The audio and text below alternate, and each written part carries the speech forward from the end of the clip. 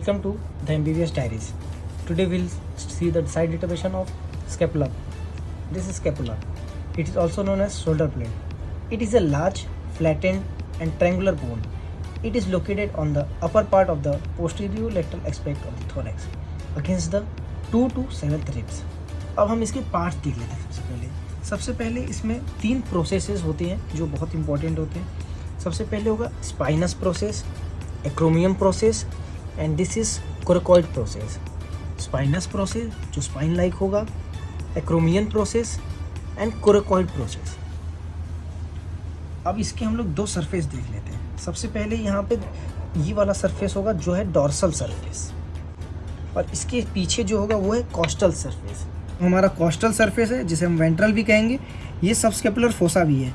यहाँ पे ये जो रिजेस हैं ये ऑब्लिक रिजेस होंगे अटैचमेंट के लिए, attachment of the small intramuscular tendon of subscapularis muscle.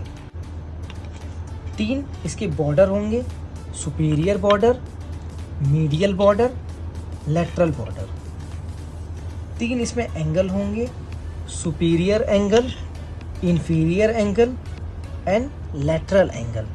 3 processes हमने ऑलरेडी देख ली हैं, एक बार और देख लेते हैं। Spinous process, एक्रोमियम process and coracoid process. इसके बाद हम लोग सब सुपीरियर बॉर्डर इसका देखेंगे। सुपीरियर बॉर्डर तो यहाँ पे एक नॉच होता है जिसे हम कहते हैं सुप्रा स्केपुलर नॉच। सुप्रा स्केपुलर नॉच बहुत इंपॉर्टेंट हो जाता है। एक्चुअली जो नॉच है कन्वर्ट हो जाएगा सुप्रा स्केपुलर फोरामेन। यहाँ पे एक लिगामेंट होता है जिसका नाम है सुपीरियर ट्रांसवर्स लिगामेंट, जिसको हम कहते हैं सुप्रा स्केपुलर लिगामेंट।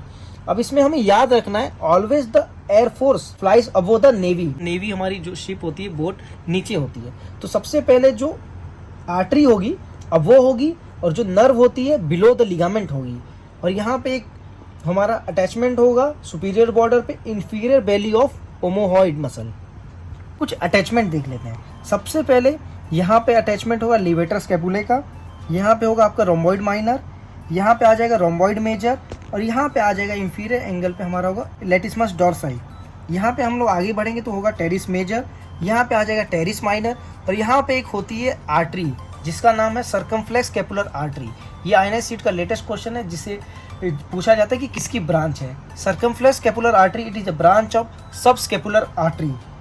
यहाँ पे हमारा ट्राइसेप्स का अटैचमेंट होगा। ये हमारा एक नॉच है जिसे हम कहते हैं स्पाइनोग्लिनॉइड नॉच। तो हम लोग बॉर्डर्स देख लेते हैं। सबसे पहले ये हमारा मीडियल बॉर्डर जिस पे अटैचमेंट होगा सेरेटस एंटीरियर की। सेरेटस एंटीरियर बहुत इंपॉर्टेंट मसल हो जाती है। अगर इसकी पैरालिसिस हो जाती है तो विंगिंग ऑफ स्केपुला हो जाएगा। This is supraspinatus fossa, infraspinatus fossa.